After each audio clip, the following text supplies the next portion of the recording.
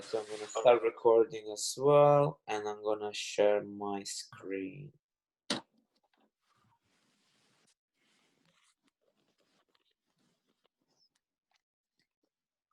All right, so this is the topic of today. Basically, we're looking at this pyramid, which I really like the actual representation, because as you can see at the base, obviously when it's wider, it means that this is basically the foundation that we should focus on. So starting from the bottom, going up is almost we're going from foundation to foundation, and then we build on top of each other. And also is the amount of importance of each thing that we're looking at, right? So at the base of the pyramid, so the pyramid is for muscle and strength. Okay, so training for muscle and strength, which is basically what the training that we do. So the training that we do, obviously, we're not specifically looking to improve any sport performance, although we might get better at anything we do if we get stronger and we get more muscle. But we're not specifically looking to improve any particular sport, right? So what we're looking at is improving the muscle and strength.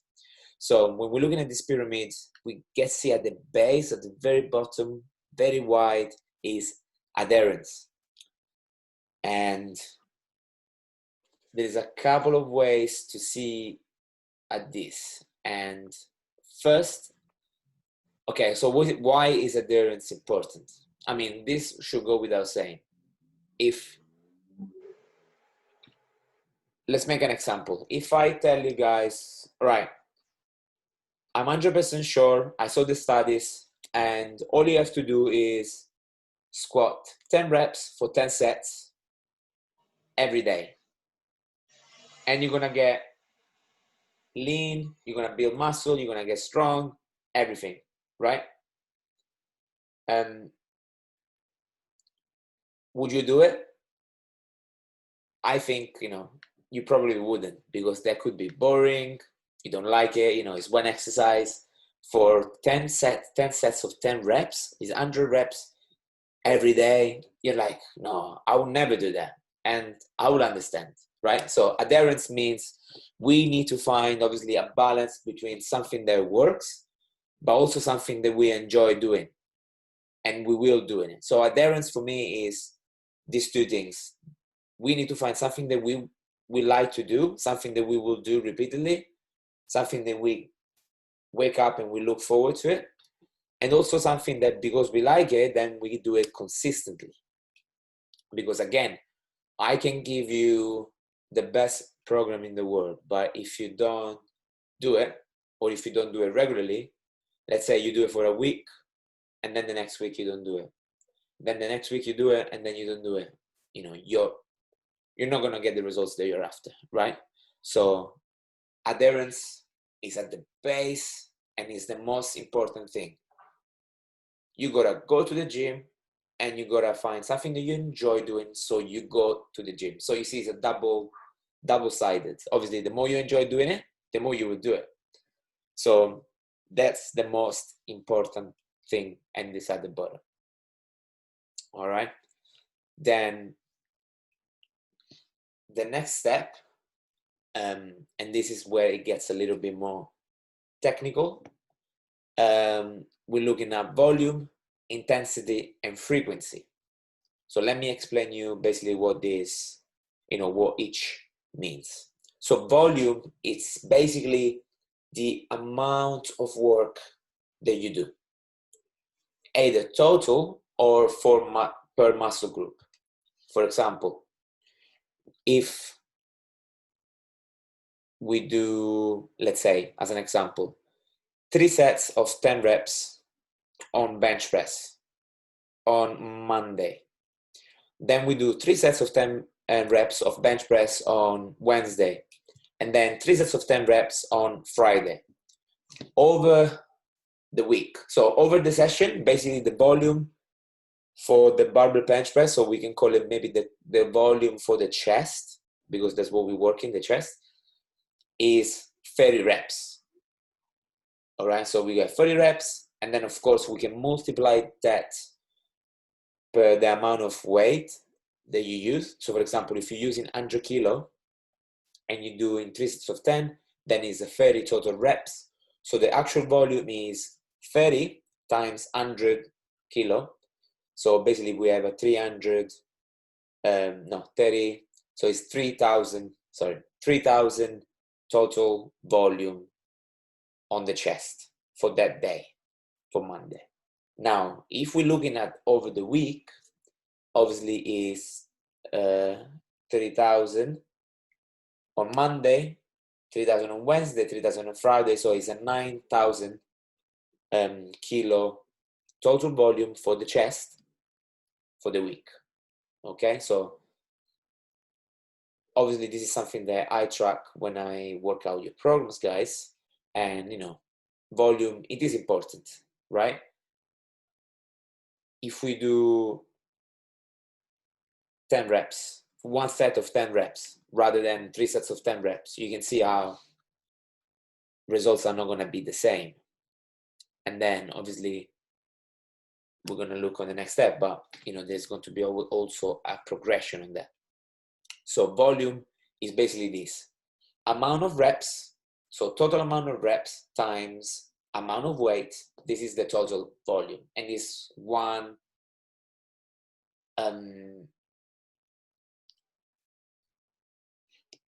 the word escaped to my head, is one of the variables of training, okay? One of the fundamental variables of training.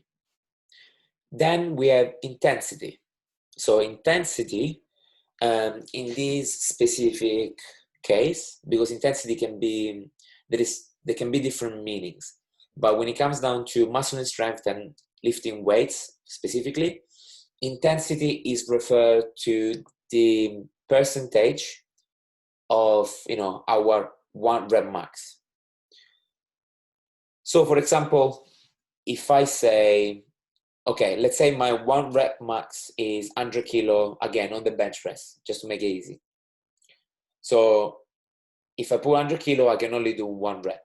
Now, if I say, let's do 3 sets of 10 reps, and we're gonna use 40%. So we're gonna use 40 kilo for 3 sets of 10 reps. So this is the workout. Compared to doing 3 sets of 10 reps, so same reps, same sets, for a 60% of my 1 rep max. So instead of using 40 kilo, I use 60 kilo. What do you think is going to happen? Obviously, doing with 60 kilo is going to be harder. And it's probably leading to better results. So intensity is another parameter that we need to look at. So we need to make sure that what we do, the intensity that we use is, it goes accordingly to what we're doing.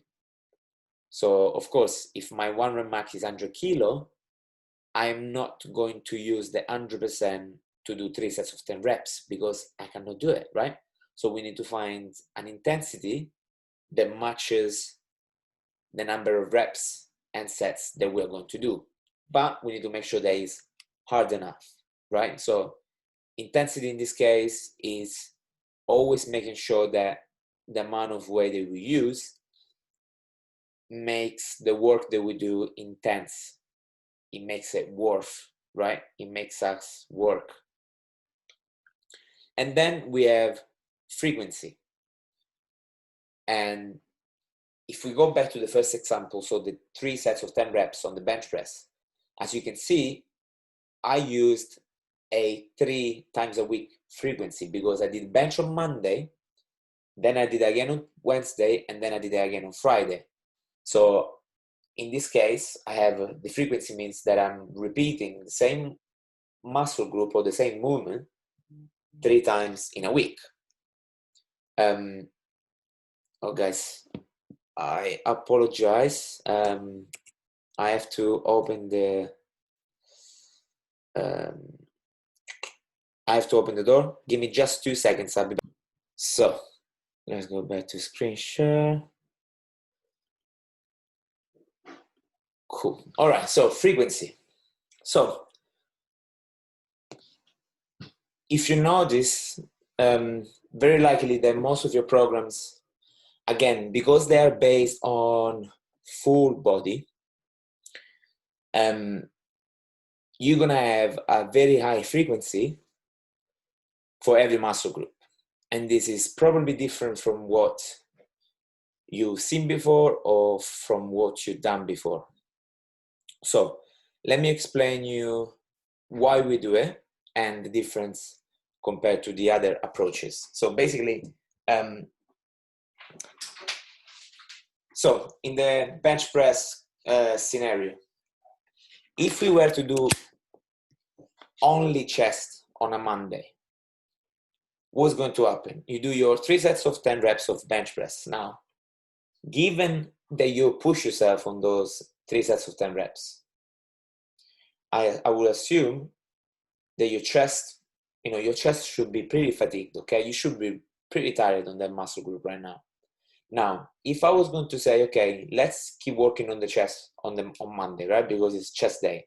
So now we go onto the second exercise. Let's say a dumbbell bench press. I assume that, if you push yourself, your muscles should be fatigued. Now, how are you going to perform?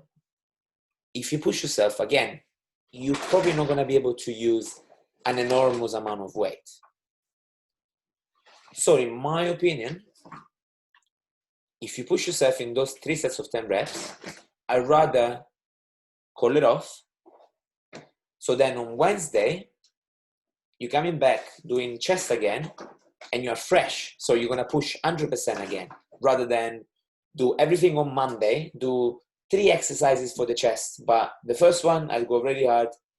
The second one, I'm already tired, so I'm going to lift baby weights. The third one is literally like, I'm destroyed. If I push, I'm destroyed. It's not even worth trying, in my opinion. So I push myself on Monday because I'm fresh. I push myself on Wednesday, and I push myself on Friday. So I'm going to give 100% effort every time I go and work on one muscle group. So this is why I like a higher frequency. So, when you do full body, you work in your legs 3-4 times a week. You work in your chest 3-4 times a week. You work in your shoulders 3-4 times a week. So every time you're able to give it all, rather than cram everything in one day. And then, if you push yourself again, given that you do that, and you should do that, the second, third exercise is gonna, you're not gonna be able to push yourself, right? So obviously, things can go in stages, right? There will be stages where I will ask you to hammer down on a muscle group, but for now, majority of you, I would rather focus on fewer sets, harder, and then we'll repeat in a few days. Okay, so this is the way I see it. Also, imagine this way: every time we train a muscle, we send a signal to grow. We say, "Oh, muscle grow." So imagine if we only train chest on Monday, they're like, "Oh, muscle grow," and then the muscle doesn't hear from us for a week, and then Monday again, muscle grow. As much as I know, as hard as you can shout the signal, you still do it once a week. But if we say grow on Monday, we say grow on Wednesday, and then we say grow on Friday, I believe that we can have a better result. Hence why we do that. Any question about this this first couple of things? I will give you 1 minute to think about it, and let me know if you got any questions about adherence, volume, intensity, frequency, because I know they can be quite few things to, I've been talking quite a lot. So if you guys got any question, anything that, can be clearer, or just any question, just shout, or either write down in the chat, or tell me. I think it fairly makes sense, to be honest, having constant muscle group training within the week. The mistake I used to do was, like you said, train one muscle group once a week maybe, and then come back to the same routine next week. And I think that definitely to grow your muscles, you should train 3 to 4 times a week, and it doesn't need to be a full sets of full muscle group workout, but just a one training, like you mentioned on your on the program which I follow. One day I'll do the upper muscle, upper chest, and then like a couple of days later do the lower chest, so on and so forth. I think definitely that there will be improvements. We'll see how it goes moving forward. Absolutely. And again, what you were doing is not it's not wrong per se, but it's a little bit. So those, for example, those muscle group routines are basically like an old school bodybuilding routines. So there is a couple of things to consider there. Right. Basically, so one is that people that create those routines, like muscle group routines, are basically like bodybuilders that are probably on some sort of a help, right? Yeah. So they can do that kind of work. And that's the program, like you said, the program I used to use was from Chris Gethin. And exactly. and his program used to be 12-week killer programs, where you do, for example, chest and biceps. You do 2 muscle groups a day, but you don't train the same muscle group after in the week, a week, or even less than that. Maybe not after second day, maybe third day or fourth day, but you have a longer break. And I think that could be the reason why so your muscles are not developing well. So it's a experience first. So maybe if you have 10 years of bodybuilding on your back, like proper pushing, then maybe that can make sense at one point. And also those are guys that are they are on some sort of help, aka steroids, so they can afford to train a different way. And also the muscle memories for them is completely different to us, isn't it? Exactly. Because like you said, they've been training for so many years, so the muscles, the memories is there. Even if they trying to go back to gaining weights and then start to training again, they'll be leaner much quicker than us because the muscle memories is there. There's also possibility. Yeah. All right, so let's keep moving upward. So progression. Obviously, this is very simple. Basically, progression means that for us to, if we want to keep getting stronger and we want to keep adding muscle, then basically what we just mentioned below, so the volume, intensity, and frequency, they need to progress over time. And of course, this will happen, of course, but we need to look for it. Like, going back to the bench press that I love example, if you're on week 1 and you're doing 3 sets of 10 with 60 kilo, it's working, right? But if we are on week 8 and we're still doing 3 sets of 10 with 60 kilo, so same weight, same reps and everything, there is no progression there. So we are probably not going to get the same result. So it's important over time to progress. So progress in volume. All right. So we do more work. And, going back to the volume example, 3 sets of 10 with 100 kilo is 3,000 kilo total. So I got a few ways to go about it, right? I can add maybe even just if I do, okay, let's make it simple. I do 15 reps, so 3 sets of 15 reps. Then that would be 45 total reps. Would be 4,500 kilo total. So you see, by increasing the amount of reps, I'm increasing the volume, even though the sets and the weight is the same. But another way to add volume is simply to get stronger, because if I can lift 150 kilo instead of 100, even doing 3 sets of 10 will lead to a bigger total volume. So, as we get stronger, so as we progress in strength, obviously the volume will progress. And so that's a very easy way to add volume. We don't need to complicate it. But if we need to complicate it, then what we can do, okay, we did bench on Monday, bench on Wednesday, bench on Friday. What we can do, instead of 3 sets of 10, let's do 4 sets of 10. So that's another way. We add in 1 set, okay? So we're doing 3 extra sets per week. We add in volume. Or if we, sorry, not meant to see this.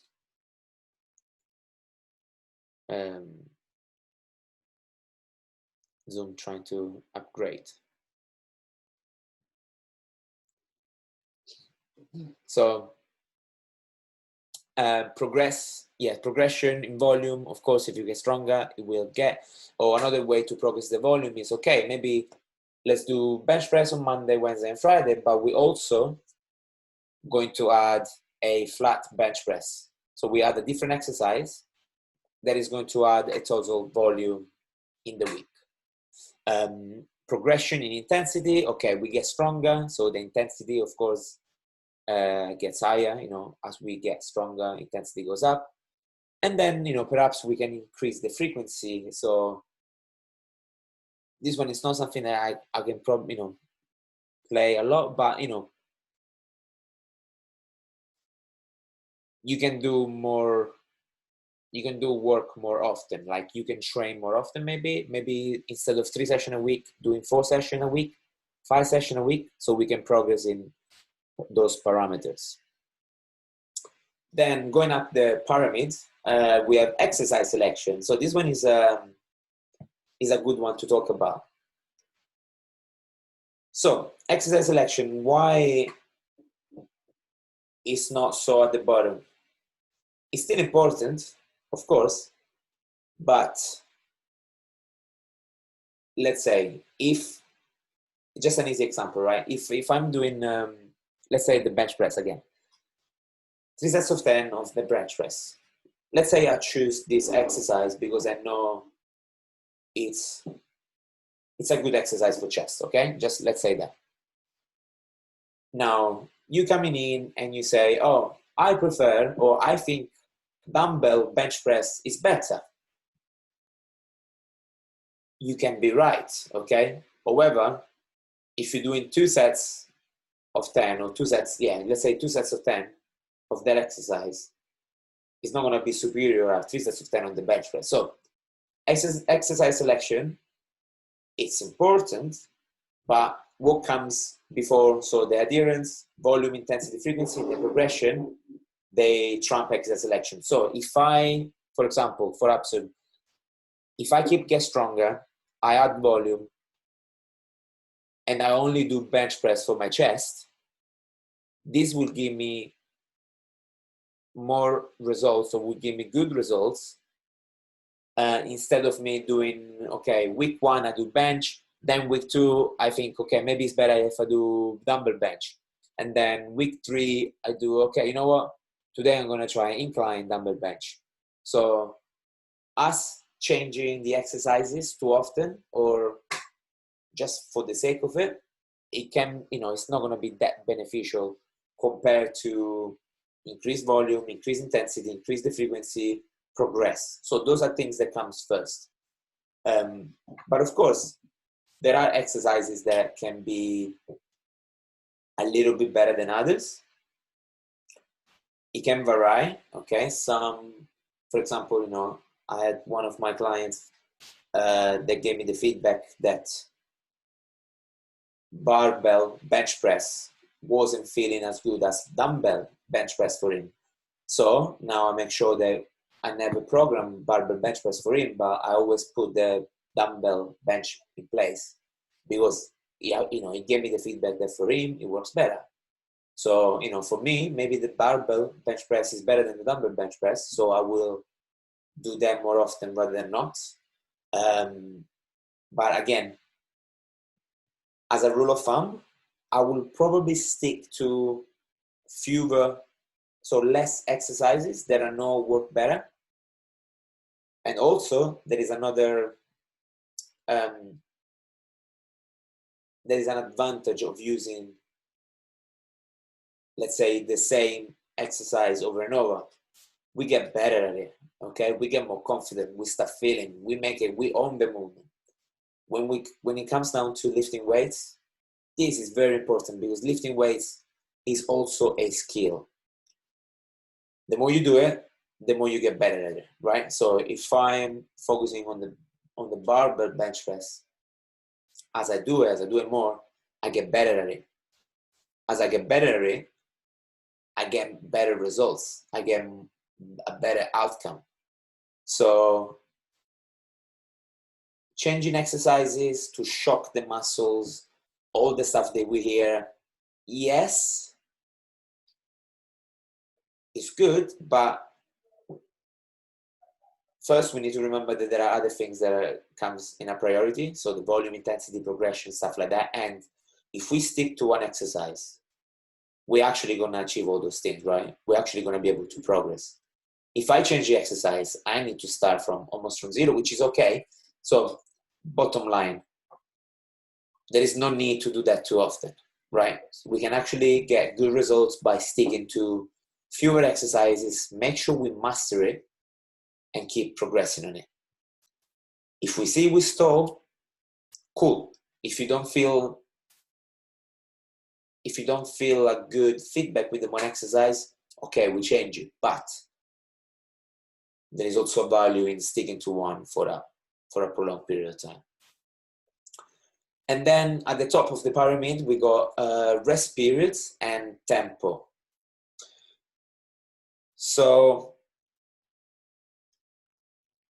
rest periods and tempo, obviously, all these things you see in my programs, right? I give you the rest periods, I give you the tempo, because they are still part of the equation. However, they might not be as important as the stuff below. But I would say, obviously, if you want to get the most, we include everything, right? So the moment we include everything, we almost get the 100% of results. So rest periods is basically the amount of rest that you get between a set and the other. So the way we can look at this is, okay, is it worth cutting down the rest periods too much to keep the intensity, let's say the intensity of the workout, but this is a different meaning of intensity? Maybe not, because if I don't rest enough, I'm not going to be able to push the same way. So for example, 3 sets of 10 on the bench press, right? If I only rest 1 minute and I really gave everything on the first 10 reps, if I only rest 1 minute, maybe I won't be able to do the same way for the same amount of reps. So to get the shorter rest periods, I'm sacrificing the weight and the overall volume. So in some cases, okay, rest periods, let's have a look at the volume, at the intensity. Let's not sacrifice that, because as we can see here, those are more important than that. So obviously rest periods, they need to match the work that we do. And the tempo as well, obviously the tempo, you've been practicing it. It's, the seconds that we take on the way down, seconds that we take on the way up. So is that important? In my opinion, it is important that we know about it, that we follow some kind of tempo. But again, if we keep the volume, the intensity, the frequency, and we progress, this is what is going to give us the results.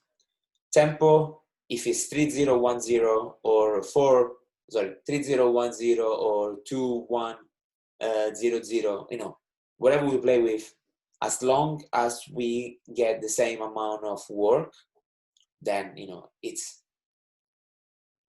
not as important, although it has some importance. And in my opinion, different exercises might require a different tempo. Like some exercises, you get more benefit if you go a little bit slower on the way down. If you do a hold at the bottom or some hold at the top, like for back exercises, I really like to hold at the bottom of the movement when you are fully contracted, because it gives you the chance to feel the muscle working. The more we can feel the muscle, the more we connect to them, the more we can make them grow. So yeah, we can play with tempo to make everything a little bit more effective. But yes, if everything else down is also in place, then tempo will only make a smaller amount of difference.